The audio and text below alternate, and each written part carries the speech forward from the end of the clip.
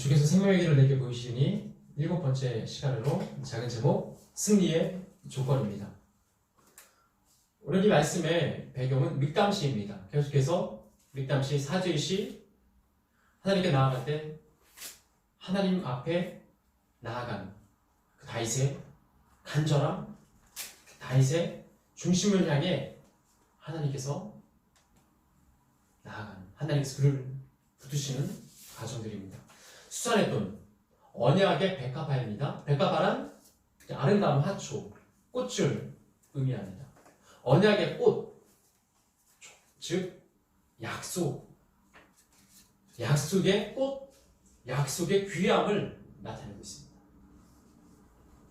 20편 60편의 배경은 다윗이 모든 어려움을 극복하고 왕이 되고 승승장구하는 상황에서 위기가 닥쳤습니다.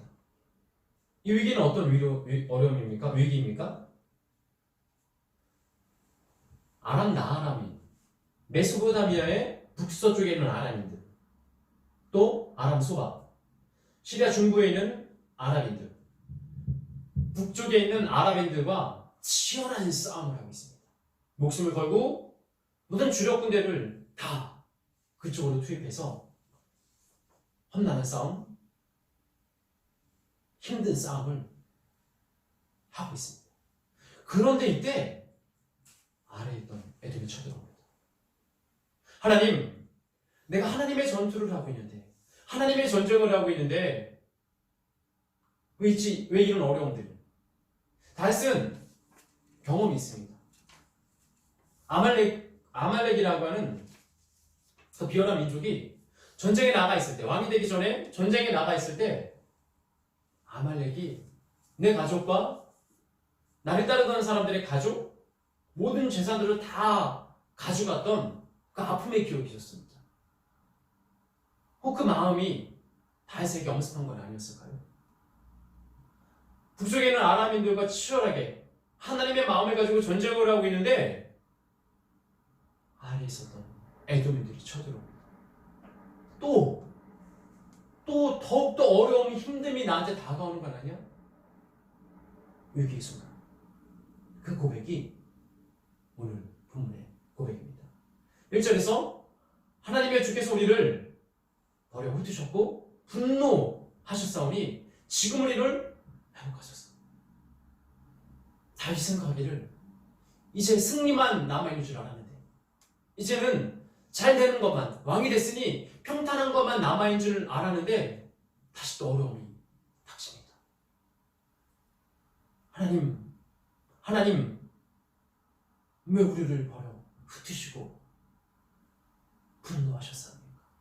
진노하셨사옵니까? 하나님, 지금은 우리를 회복하소서. 땅이 흔들리고 갈라져 주께서 어지럽게 하사 포도주를 마셔 우리를 더 힘들게 하셨나이다라는 이 다윗의 고백. 이것은 하나님을 원망하는 고백이 아닙니다.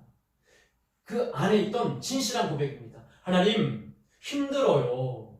하나님, 어려워요. 하나님, 그 예전에 아픈 기억이 있어요.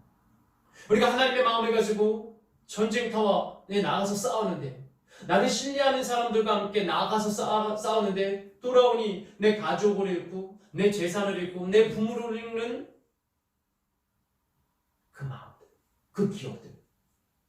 물론 다윗은 사무엘 하에서 크게 다급하였으나 여호와 하나님을 의지해서 이겨냈습니다.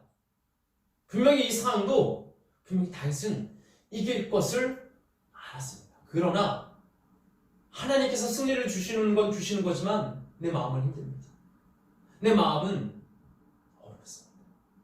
그리고 하나님께 왜 우리를 어찌하여 흩으시고 진노하셨나이까? 하나님께 그렇게 그 고백으로 주님께 나아갑니다. 여기서 우리가 주목해야 될 것은 어찌하여라는 것입니다. 어찌하여. 하나님께 기도 열심히 하고 말씀 잘 보고 예배 잘 드리면 모든 일이 우리가 생각하는 대로 술술 평탄하게 흐를 것 같습니까? 그렇지 않습니다. 그것은 이방신을 섬기는 거죠. 이방신에게 빌고 종성을 당하면 이방신들은 올가매기 위해서 그렇게 해줍니다. 그러나 하나님은 그런 분이 아니시다. 하나님은 우리의 뜻과 우리의 마음대로 우리 일들을 이루시는 분이 아니라 하나님의 뜻과 하나님의 계획과 하나님의 크신 계획을 차츰차츰 이루시는 분이십니다. 여호수아 7장 7절에서 이스라엘이 하나님의 명령대로 성을 칩니다. 아이성을 칩니다.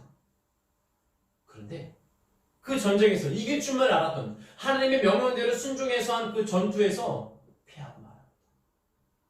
여호수아 7장 7절에서 주 여호와여 어찌하여 이 백성을 인도하여 요단을 건너게 하시며 우리를 아모리 사람에게 넘겨 붙여 멸하게 하시나이까. 이런 고백을 합니다. 이 여호수아의 고백이 어떤 고백입니까? 불평의 고백입니까? 좌절의 고백입니까? 그냥 마음 상해서 한 고백입니까? 그런 고백이 아닙니다. 하나님께서 말씀하신 대로 전투에 임했고 하나님께서 가라는 대로 가라고 하시는 대로 나아갔습니다. 하나님 어찌하여 이러니 일어난 겁니까? 하나님께서는 아간의 죄를 부르십니다. 우리가 하나님의 뜻대로 한다 하더라도 잘 되지 않을 때가 있습니다. 어려울 때가 있고 내 생각과 내 마음대로 되지 않을 때가 있습니다. 불평을 할 수 있고 원망을 할 수 있겠지만 그 마음의 중심에는 하나님의 마음을 알아야 합니다. 하나님의 마음을 모르고 그냥 눈에 보이는 것에 우리가 넘어지고 눈에 보이는 것을 판단해 버린다면 우리는 더 이상 하나님께 나아갈 수 없습니다. 예레미야 16장 10절 이 모든 재앙이 선포됨이 어찌미냐? 우리가 무슨 죄를 지었냐? 예레미야가 하나님의 마음을 가지고 북이스라엘은 이미 망했고 남유다 남아있는 이 남유다가 바벨론에 이방인에게 넘어갈 것이라고 했을 때 거기 있었던 남유다에 있었던 백성들이 예레미야의 이 이야기를 듣고 재앙의 선포를 듣고 말하기를 무엇이라고 얘기합니까? 내가 무슨 잘못을 했는데 우리의 죄악이 뭔데? 그들은 그들 자신을 되돌아보지 않았습니다. 오히려 우리가 뭘 어떻게 했는데 하나님께 따지듯이 원망하듯이 불평하며 나아갔습니다. 우리가 하나님께서 재앙을 선포하셨을 때 우리가 하나님께서 하나님의 일들을 선포하셨을 때 우리가 해야 될 것은 무엇입니까? 우리 자신을 되돌아보는 것입니다. 하나님의 뜻 안에서 우리 자신을 되돌아보는 것. 하나님께 따지지 말고 하나님 어찌 이런 일이 우리에게 임합니까? 그런데 남유다의 백성들은 내가 무슨 잘못을 했는데 우리가 뭘 잘못했어? 당신이 왜 그런 재앙을 선포하는 거야? 그런 고백을 해서 그들이 멸망의 길로 가지 않았습니까? 나는 괜찮다고 해서? 그렇지 않습니다. 하나님 어찌하여 그 마음의 중심이 하나님을 향해 있든지 아니면 나를 향해 있든지 우리는 이것을 알아야 합니다. 하박국 1장 13절에서 바벨론이 남유다를 칩니다. 똑같이 하박국이 하나님께 하나님 어찌하여 거짓된 자들을 방관하시나이까? 하나님 어찌하여 악인이 자기보다 의로운 사람을 삼키는데 잠잠하시나이까? 즉 우리는 의로우고 우리는 의인이라고 생각했는데 선인이라고 생각했는데 하나님을 모르는 바벨론이 쳐들어와서 사륙을 하고 남유다를 정복하죠. 하나님 어찌하여 이런 일들이 일어납니까? 하나님께서는 하박국에 말씀하십니다.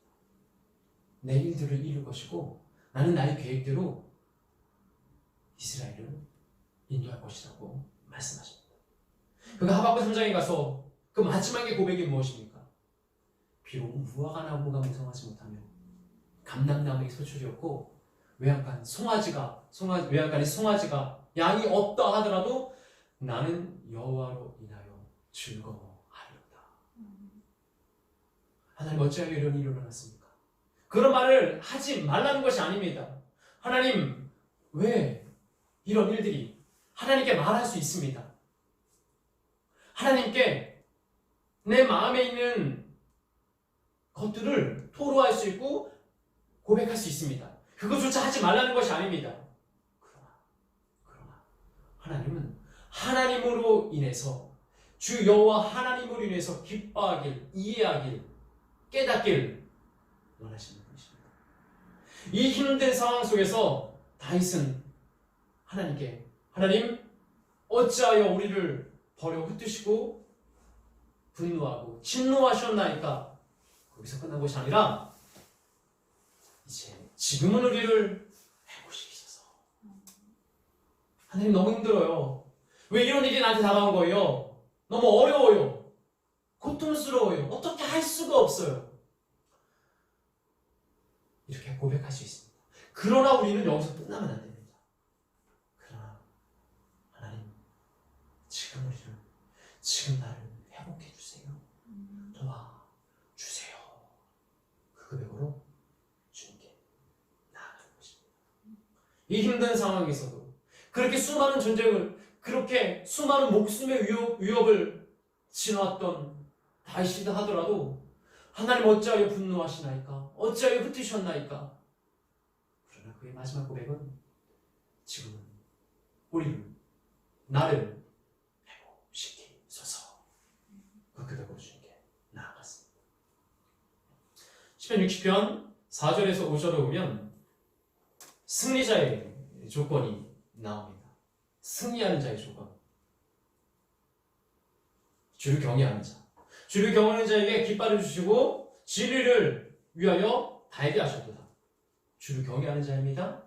주를 경외하는 자, 또 주께서 사랑하는 자에게 은혜를 주시는데 건지시고 위하여 그의 손으로 구원하사 구원과 응답을 하소서라는 고백이 나옵니다. 우리는 하나님께 나아갈 때 이 승리의 깃발에만 초점을 맞춥니다. 나 당연히 승리해야지. 나 하나님 믿으니까. 나 교회 나가고 나 하나님 알고 있어. 난 당연히 승리해야 되는 거고 당연히 난 이겨야 되는 거지. 다 잘 될 거야. 그런데 우리가 주목해야 될 것은 무엇입니까? 하나님께서 승리의 깃발을 주시는 자는 하나님을 경외하는 자입니다. 하나님께서 승리의 깃발을 주시는 자는 어떤 자입니까? 하나님께서 사랑하는 자입니다. 사랑하시는 자. 하나님을 경외하지도 않으면서 신뢰하지도 않으면서 하나님의 사랑에는 관심도 없으면서 하나님의 마음에는 생각도 없으면서 무조건 승리의 깃발 주세요. 예수 그리스도를 통해서 승리의 깃발 주세요. 그건 어린아이의 투정에 불과합니다. 징징됨에 불과합니다. 하나님의 마음을 정확히 알아. 주여 하나님을 온전히 경외하게 하여 주시옵소서. 하나님 내가 주님의 사랑 안에 거하게 하여 주시옵소서. 우리가 하나님께 구해야 될 것은 무엇입니까? 하나님 무조건 승리하게 해주세요. 하나님 무조건 내 편이 되어주세요. 나는 무조건 잘 되게 해주세요.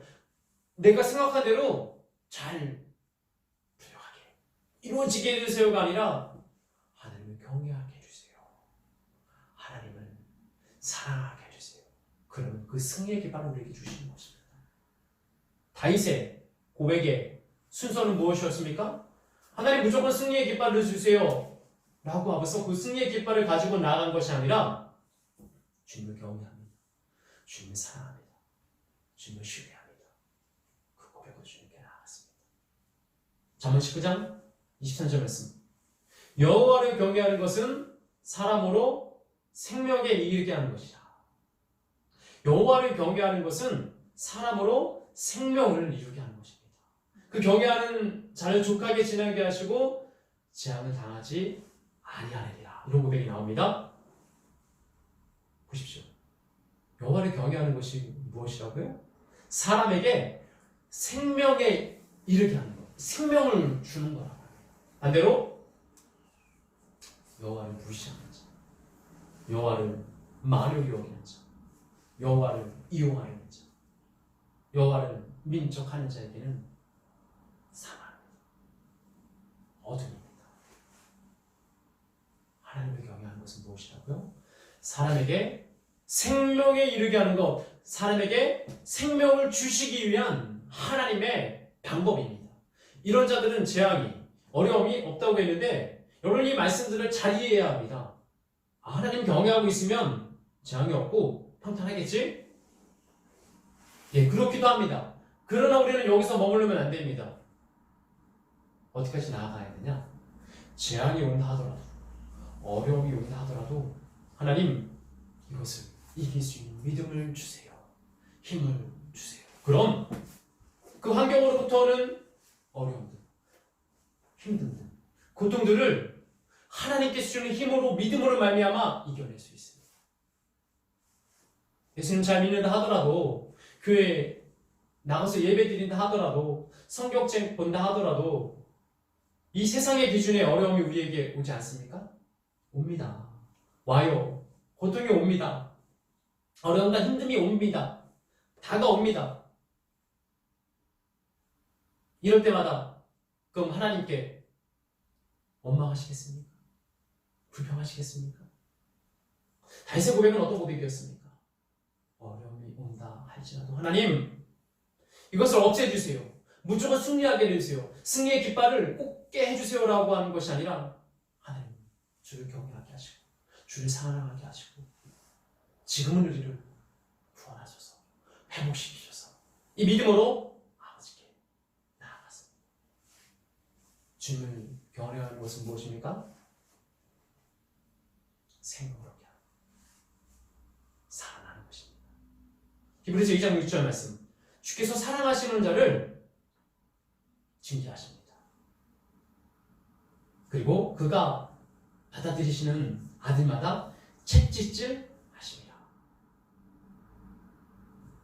제가 요즘에 아내를 통해서 보고 듣고 느끼는 것은 무엇이냐면 부모가 자식을 향한 폭행 중에 가장 큰 폭행은 무관심입니다. 놔두는 것입니다. 차라리 때리고 차라리 혼내고 그를 훈계하고 징계하고 견책하는 것이 더 작은 폭행입니다. 가장 큰 폭행은 그 자녀가 말할 때, 행동할 때 아무런 관심을 두지 않는 것입니다. 여러분, 우리가 하나님께 나아갈 때 하나님의 사랑은 무엇입니까? 우리가 하나님께 나아갈 때 우리 마음대로, 우리의 뜻대로, 우리의 생각대로 하는데 가만 놔두시는 게 하나님의 사랑입니까? 그것은 하나님의 사랑이 아니라 그것은 하나님의 가장 큰 폭행이고 벌입니다. 주께서 사랑하시는 자를 징계하시고 그가 받아들이시는 자마다, 그런 아들마다 자녀마다 채찍질 하시니라. 하나님과 동행하는 자, 하나님의 마음을 아는 자는 하나님의 마음을 따라가지 않으면, 주의 말씀을 순종하지 않으면 죄책감을 느끼는 것이 아니라 아버지의 마음을 아프게 했기 때문에 마음 아파합니다. 난 죄를 지었다고 지옥에 가면 어떡하지? 벌 받으면 어떡하지? 이런 수준이 아닙니다. 다윗은 하나님의 마음을 알고 있었습니다. 다윗은 하나님, 내가 죄를 지었으니 내가 벌을 받아야 되지요. 그러나 하나님, 주의 성령을 내게서 거두어가지 마옵소서. 나를 떠나지 말아주세요. 하나님. 그 고백으로 주님께 나아갔습니다. 승리의 조건은 하나님을 경외하는 것, 하나님을 사랑하는 것입니다. 이제 그 경외와 사랑으로 나아갔다면 승리케 하시는 하나님을 바라봐야 합니다. 시편 60편 9절에서 10절. 누가 나를 이끌어 견고한 성에 이르리까? 저 에돔에게 나아갈까? 누가 나를 이끌어? 하나님, 우리를 버리시나이까? 왜 함께하지 않으시나이까? 이 말씀을 처음에 딱 봤을 때는 아니 다시 왜 이렇게 불평을 하지? 왜 이렇게 원망을 하지? 그런 마음이 듭니다. 그런데 이것은 원망이 아닙니다. 이것은 그의 마음입니다. 그의 솔직한 마음을 하나님께 고백하는 것입니다. 그 다음 절에 우리를 도와 대적을 치게 하소서. 사람의 부를 헛되이니이다. 하나님께서 나를 버리신 것 같았어요. 하나님께서 나와 함께하지 않으신 것 같았어요. 하나님 나와 함께하지 않으시고 나를 버리시고 나를 벌하시는 줄 알았어요. 예, 그렇게 할 수 있습니다. 그러나 우리를 도와 대적을 치게 하소서. 사람의 구원은 헛됩니다. 우리가 하나님을 의지합니다. 하나님께 용기를 얻습니다. 그들을 밝게 하소서. 하나님의 힘으로 이겨 나가게 하소서. 하나님께서 주신 믿음, 하나님을 경외하고 하나님을 사랑하고 하나님 안에 있는 자들은 승리의 깃발을 허락해 주십니다. 그리고 하나님께서 승리케 해 주십니다. 말씀을 정리하겠습니다. 그럼 중요한 것은 무엇입니까? 하나님과 함께하는 것입니다. 하나님의 영과 함께하는 것입니다.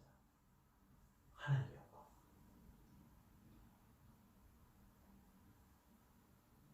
여기서 시작 12절. 그 온전히 바친 물건을 너희 중에 멸하지 않으면 내가 다시는 너희와 함께하지 않으리라.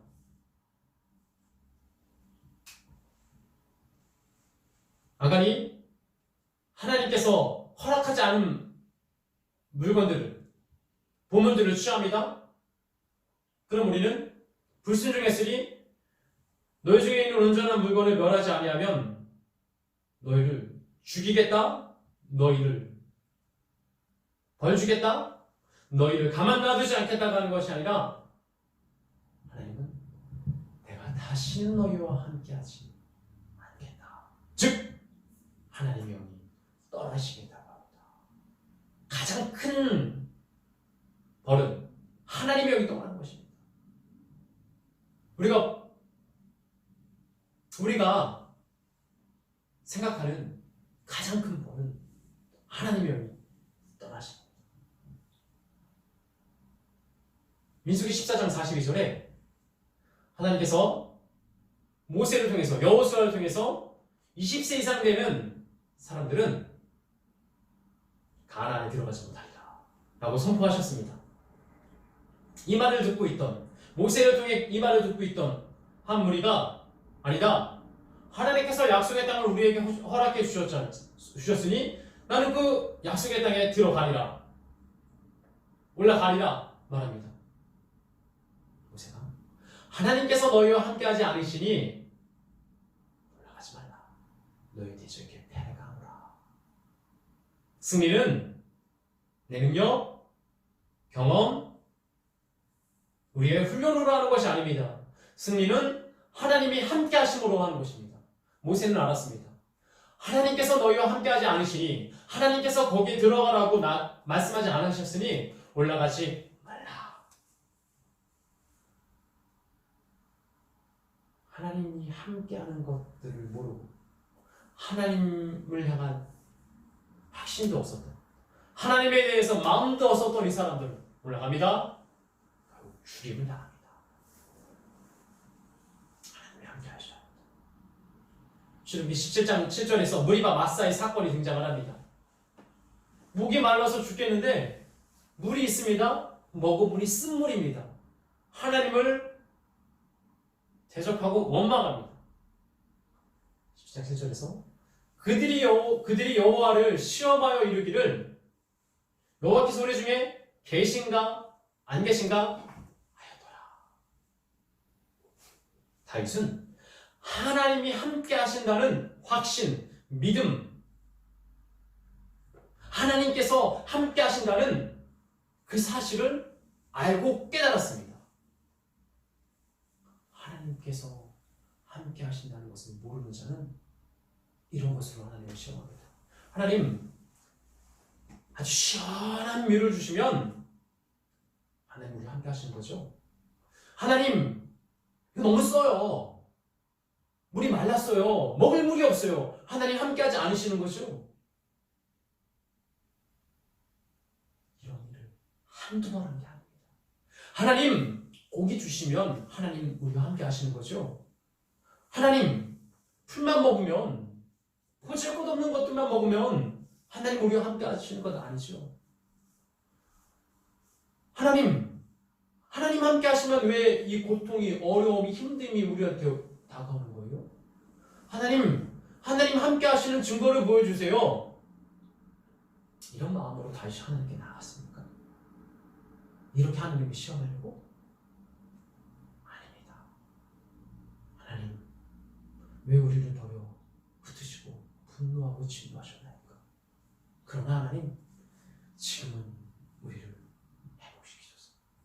누가 나를 저 견고한 성에 와서 조성을 치게 하여, 누가 이 어렵고 급박한 상황 속에 남쪽에 가서 쳐들어오는 그 애돔을 지나갈까? 주여, 주여, 왜 우리를 버리시나이까? 왜 우리와 우리 군대와 함께하지 아니하시나이까? 그러나 우리를 도와 대적을 치게 하소서. 사람의 구원은 헛됨이니이다. 여호와를 의지하여 용감히 싸워 하나님 그들을 밟게 하소서. 결국 부대장은 요압을 통해 에돔에 내려가 12,000명을 죽이고 승리를 거둡니다. 이것이 바로 승리의 고백입니다.